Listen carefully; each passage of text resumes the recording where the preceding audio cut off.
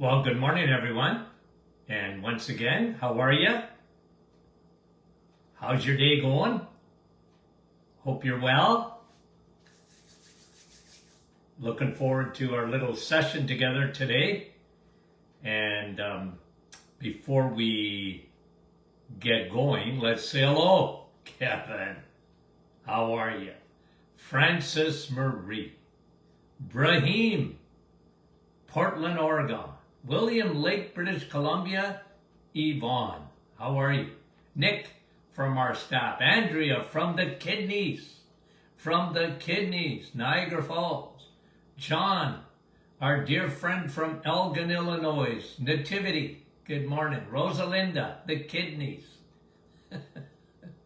Frida, Mike from Norland. Annette, Nouveau-Brunswick, how are you? Francis, good morning from Vaughan. Elaine, hello.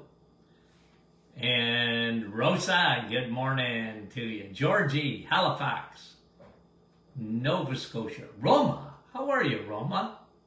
And Marilyn, Edmonton, Alberta. And another Marilyn from Kelowna, British Columbia. Sue, good morning. St. Petersburg, Florida. Wendy, Markham, good morning. Brenda, Leela, Werner, Sandy, Chilliwack, British Columbia. You guys are unreal getting up this early in the morning. Louise, Tina, Nova Scotia. Alicia, North Bay. Donna from Bell Valley. Linda, good morning. Owen Sound. Vera, Fran, Orangeville. And Louise from Cornwall. Sue from Bolton. You guys are dear friends, and I mean that. Cecilia, Rita, Surrey, British Columbia. Lorraine from British Columbia. Stephanie, Georgia. And Norma's in Texas. Nicole from Timiskaming, Quebec. I've been there, done that. Louise, good morning. Mara, Donna, Corrine, Nouveau-Brunswick. Diane from Ottawa. Okay, a couple of more guys. Suzanne, Edmonton, Teresa. My dear friends. Yeah, I know it's early in the morning in Portland there, Brahim. Yolande, bonjour. Dr. McEwen from West Tennessee. We're going to talk about you this morning. Cindy, Sherry, Anne, Lucrezia, Grace, how are you? Lynn, Halifax, Lise, Deb from Timmins. Good morning. Linda, Pennsylvania. Sue, how is you? Maureen, Janice, and Wendy from British Columbia. Mary Jane, Connecticut. Fenwick, who was it? I didn't see it. Jeanette from our staff. Good morning. Sheila, Sundry, never heard of it. Lori, Cambridge. I know I missed so many, and I want to say hello to everybody, but I guess it's just impossible. Emmy from the French River, beautiful area. Good morning, Dale and Donna and Debbie. 3 Ds in a row. Jan, watching from Texas. And Len and Judy, Edmonton. Okay, now I was going to continue the salt, but I'm not going to do that. Because yesterday I had a chance to watch a presentation by our dear friend to this podcast, Dr. Angela McEwen. And maybe what you could do, Doc, is sort of post that if you want, so they can go watch your presentation on YouTube. Okay? And I really enjoyed it. Very practical. What a refreshing take. And like I said, I really enjoyed it. So you gave me an idea because when I was listening to this, you know how important insulin is. And you talked about something that just sort of, it got me yesterday, because you talked about C-reactive protein, and that's a test of inflammation. But you were talking about there's a connection between your, now where is it? Oh, I thought I had it in front of me. I wanted to show you, I've got a grip where you can just practice your grip. Anyway, not going to worry about it too much. But your grip strength is directly proportional to your CRP, your C-reactive protein, meaning that if your grip strength is not good, it's a sign that you have inflammation in the body. Okay? Because CRP is one of the blood tests that I love. I love it because it shows me, when I look at it, I'm looking at what I call the silent killer. Now, we got to go a step back. We got to go a step back, because inflammation, as we always say at the Martin Clinic, is not Houdini. It just doesn't show up. There's a reason for inflammation in the body. And guys, let me just give you a quick definition. If you fall and scrape something, you scrape your forearm falling, well, you see it right in front of you, inflammation, redness, right? Pain. But, you even see some, once that starts healing, the scarring or whatever. Now, think about that process occurring inside your body, in your blood vessels, in and around your organs. Inflammation. See, inflammation, look, you hurt yourself, you scraped yourself, or you have an infection, you have a virus. Okay, your body's ambulance system comes running out. And that's why you feel so terrible, because let's say you have a bug and your sinuses are inflamed and you got a headache and you don't feel well, and a little bug like that you put you right to bed, and you can hardly lift your head off the pillow and you don't feel good. And part of that whole reaction is inflammation. Your body's ambulance system is bringing more blood supply, more enzymes, more antibodies, more everything to the site. But isn't it interesting? And this is what I want to bring it a step back. At the Martin Clinic, we have 3 seeds of disease, 3 of them. Okay? And they're very interconnected. But this morning, guess what? I want to talk to you about insulin.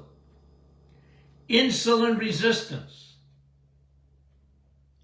And its far-reaching effects on the body. Obviously, one thing of what happens. Insulin, when it is hot, over a period of time, the cells in your body react to it. They don't like it. They don't want it coming around. And what that does, it creates a response in the body called inflammation. And inflammation, very destructive, left to unabated. Okay? But you got to come back. You can't start with inflammation. Medicine, even, there's been books written in the last 20, 30 years on inflammation, and I really appreciate it. But they don't tell you why. What's the primary cause? Food, insulin, that hormone. It's your friend until it's not. But I want to show you the connection to every part of your body. And what I'm doing this morning, because again, I got the inspiration from Dr. McEwen. So I give her credit. She just stirred up my passion for prevention. So let's go and let's do an anatomy lesson. And we're going to call this diabetes before you get diabetes. Okay? Before you get diabetes. Now remember, diabetes is the last thing that will happen in your body. Not the first thing. It's the last thing. Why is that? Because you see, your body is fearfully and wonderfully made. Your body understands even before you do. Okay? Your body understands how toxic sugar is. You know, it just amazes me when you think about what I just said, how that has not turned medicine on its head, doctors on their head, nutritionists and dietitians on their head, and big pharma on their head. But they didn't get the memo. Because our system, our so-called healthcare system, waits until you're a diabetic. And then it costs, what is it? I think I gave you a statistic last week. If I can find it fast, I'll give it to you again. How many billions of dollars just in the American economy? Let me just see. I know I have a note on it, and I won't spend all day looking at it, but let me just see. I'm looking at my notes. Okay, where did I get this here? Where did I get this study? Hold on. One more second and then I'll stop. Oh. In 2030, half of the population will be diagnosed with a chronic disease. And money-wise, I had a statistic on money. I got a lot more notes here than I thought. Okay. Oh.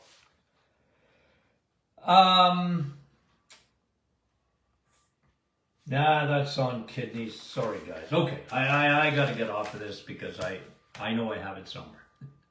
Sorry for the distraction. Okay, guys, listen. Diabetes is the last thing to happen to your body. Before that happens, and then even after that happens, it affects every area of your body. Okay? So you know how I say leaky gut, leaky skin, leaky gut, leaky joints, leaky gut, leaky lungs, leaky, right? And everything from your brain to your toes. Because your gut, and that's, by the way, leaky gut is one of the seeds of disease. And even leaky gut and insulin are connected. And I'll bring that to you in a minute. Okay? So let's go from the brain to the toes. Diabetes of the brain. Before you're a diabetic. Officially. For a diabetic, you have to have a certain number for blood glucose. And remember, your body is dedicated, 100% dedicated to keeping your blood sugar low. So if you were to have, and don't do it, it's been done, but don't do it, you can eat 20 donuts. Okay? Now don't do it. But you could have a mountain load of sugar. And an hour later, Just about. Your blood sugar will be, look, it'll be higher than it should be, but it's still going to come back within normal limits. Okay? So you can't wait till your blood sugar, because people monitor their blood sugar. Okay, I get it. That's the pharmaceutical industry. They make a fortune. What's it cost? $1 to every time you check your blood sugar? I get it. And if you don't pay for it, the government pays for it. So we all pay for it. And I don't want your blood sugar to be constantly high, but that's a lagging indicator. Really, what I want to talk to you about is how you can monitor your insulin rather than your sugars, because it will give you indicators ahead of time. So from your brain, you get diabetes of the brain. 2005, first time it was ever mentioned, was type 3 diabetes, which is Alzheimer's. But before that, before Alzheimer's, there's obviously a connection because that's what they called it. Now, that isn't so popular today. I wonder why. Type 3 diabetes. Because it doesn't fit the narrative of medicine. Your brain is so sensitive to glucose.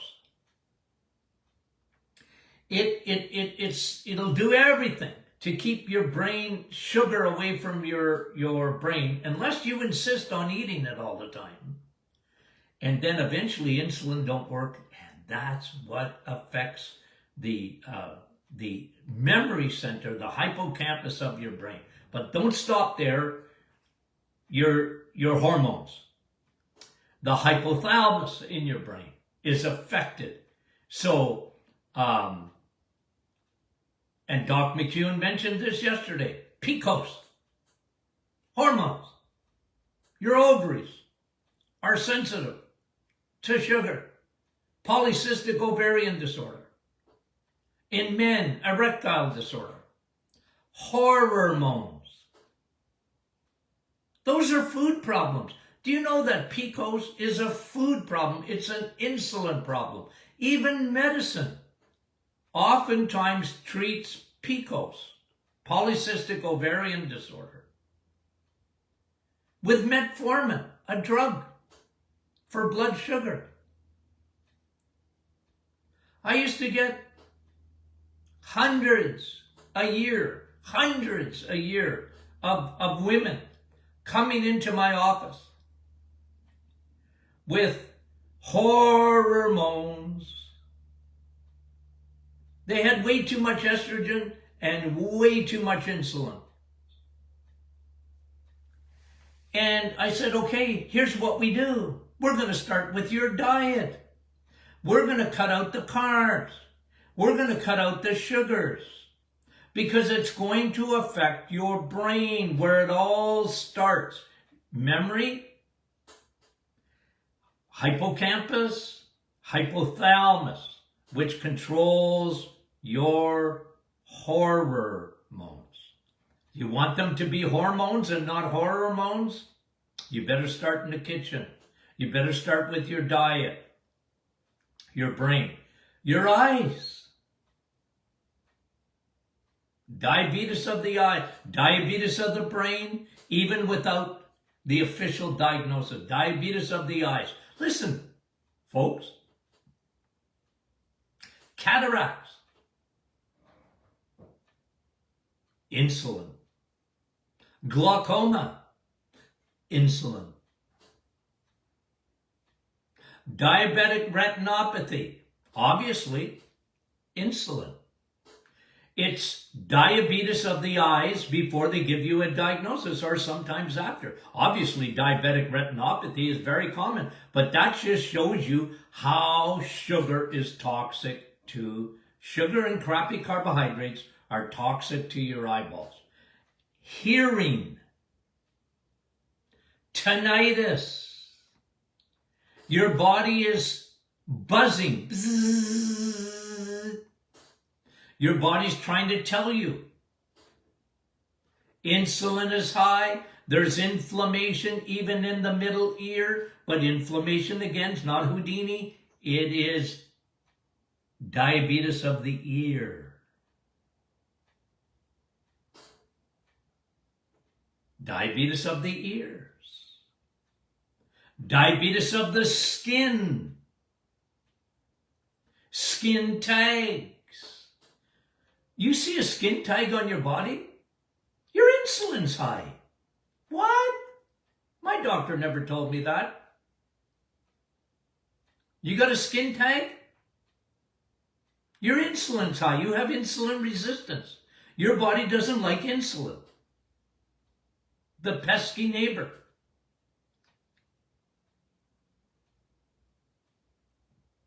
And even, you see it in people that, what do they call that again? I got a brain cramp.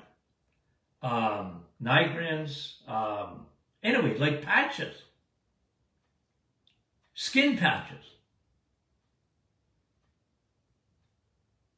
Hello? You there? The body's talking to you. Diabetes of the skin. What do you think neuropathy is? Of diabetes of the nerves. Yeah. Now you can have low B12. That can give you neuropathy. But one of the biggest causes is diabetic neuropathy.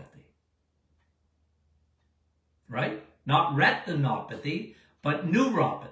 A lot of people they go, I got doc, I got perverted, feelings in my hands and my feet. Diabetes of the nerve roots.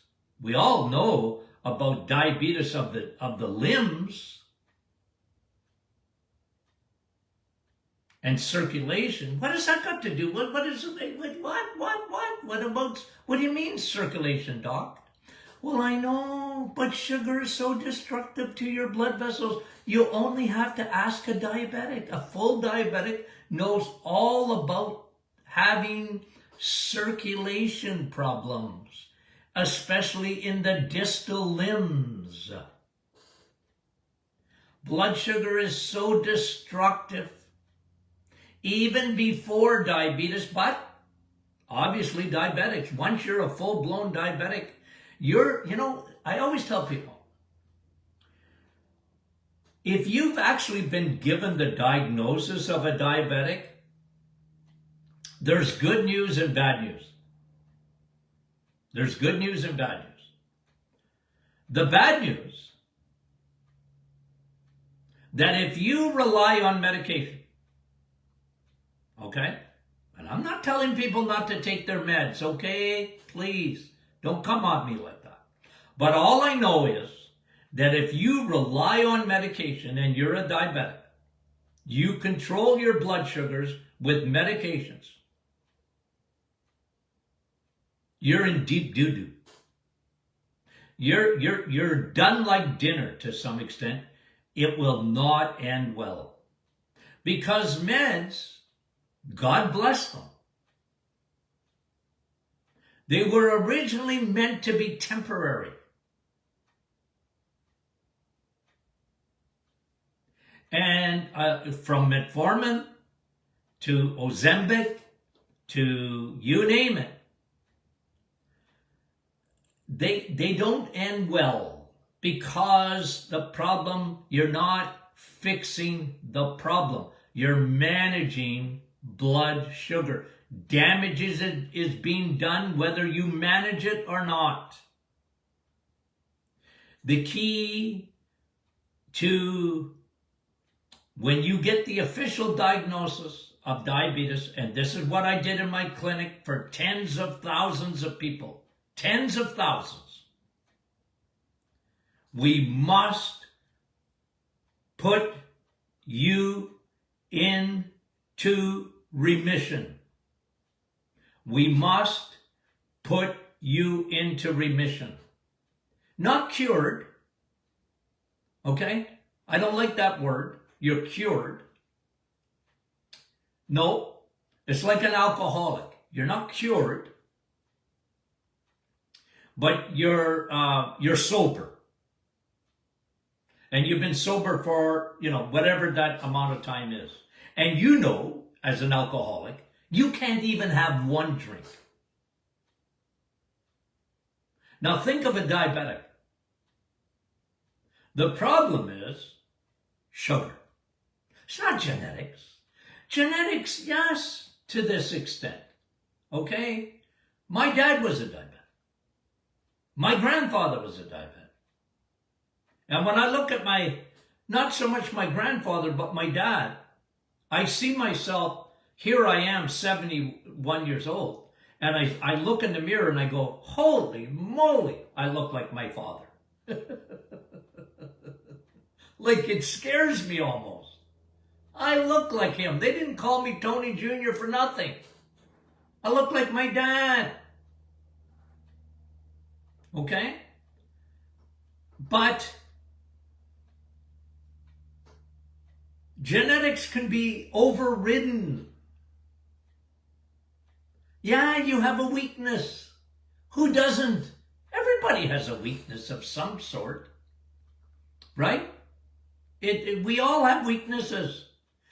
But you need to override that. That's why I'm big on overriding genetics. Oh, Dr. Martin, it's genetics. Yeah. No, it's food.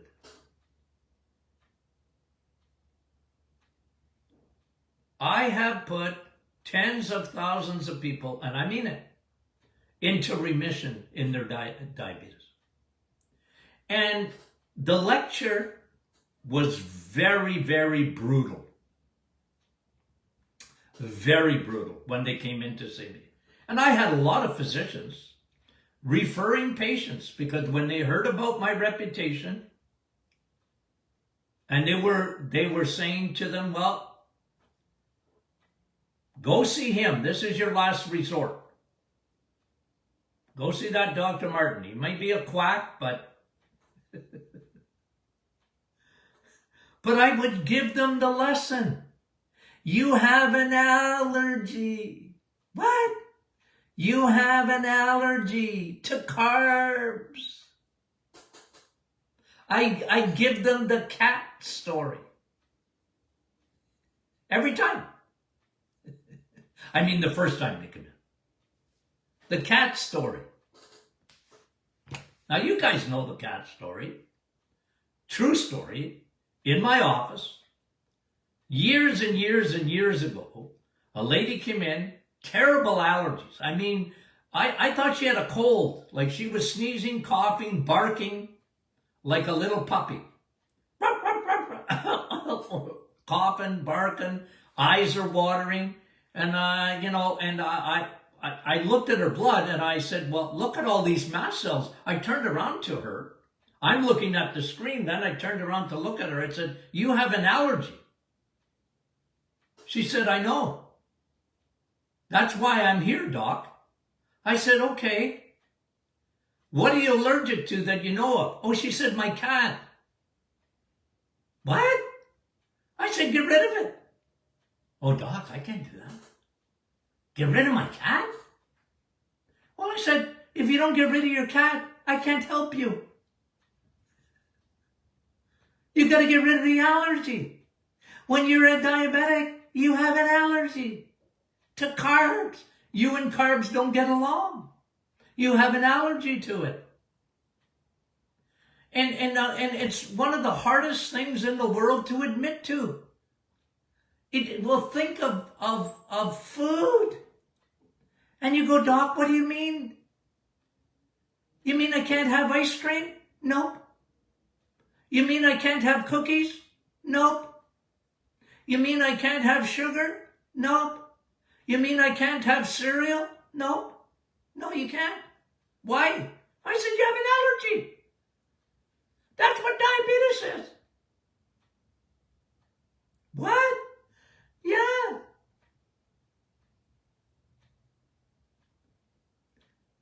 Now, I don't know, is that brutally honest or not? And I said, I'm sorry, but that's the truth.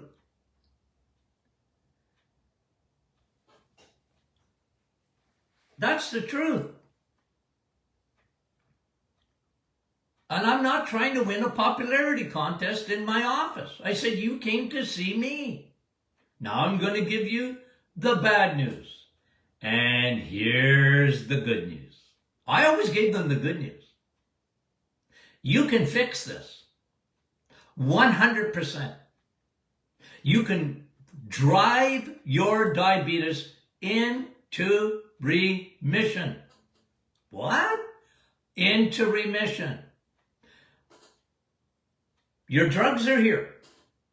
I promise you, if you do this right, if you take this seriously, you're going to put diabetes into remission. What? Uh-huh. Uh-huh. Now, I couldn't go home with these folks. Okay? I couldn't go home with them. I used to tell them, now did you hear my voice? Whenever you're looking at a crappy carb, like a piece of bread, or a treat, or whatever, makes you stumble, listen to this voice. Pretend I'm right beside you. Hello? Don't do it. Don't do it. And you can do it, because I'm telling you, by the next time I see you in this clinic, which will be in about 30, 40 days, we're going to do a follow-up. And I promise you that if you do this, it will change your life so dramatically. You'll, first of all, understand that I'm right. You'll understand how much your body will improve. And I don't care how old you are. From your brain, to your eyes, to your ears, to your nerves, to your circulation, to your kidneys, to your heart, to your joints, because you've got diabetes of all those things. Your muscles, even your grip strength, all of it is going to improve. And once you get past that third week, I used to tell them, you have to trust me now. I used to say, trust me. Okay? I know what I'm talking about. And you can understand that they had all these little voices. Most patients had family around them. The ones with the gift of discouragement. You ever had family or friends like that? They got a gift of discouragement. Hey, don't listen to Dr. Martin.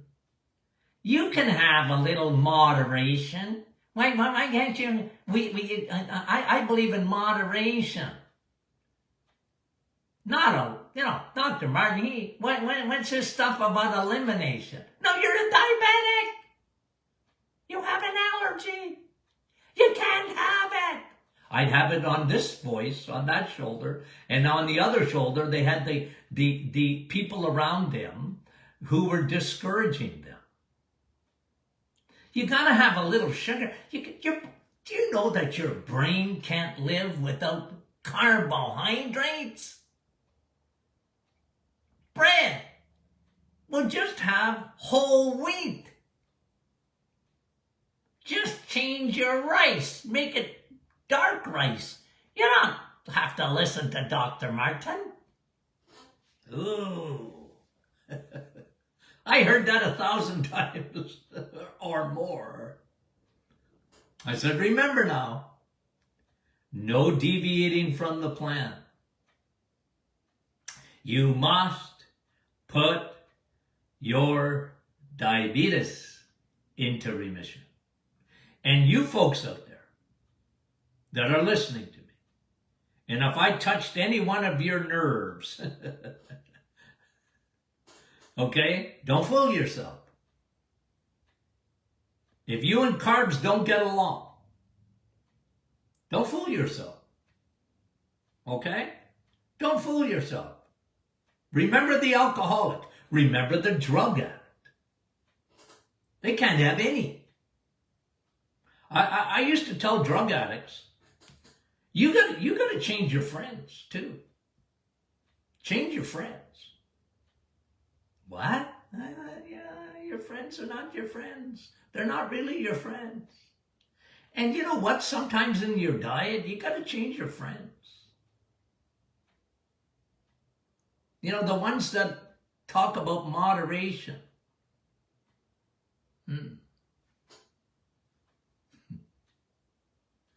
See how much fun I had?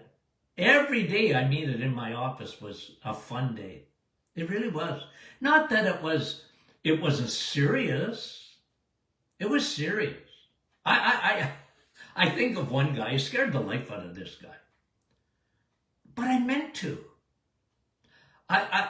You know, what I do in my office, and, you know, the old days were beautiful, you know, in a lot of ways, because the best way to check for, and we don't do it anymore,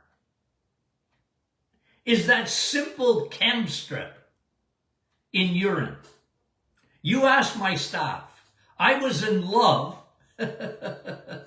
with urine.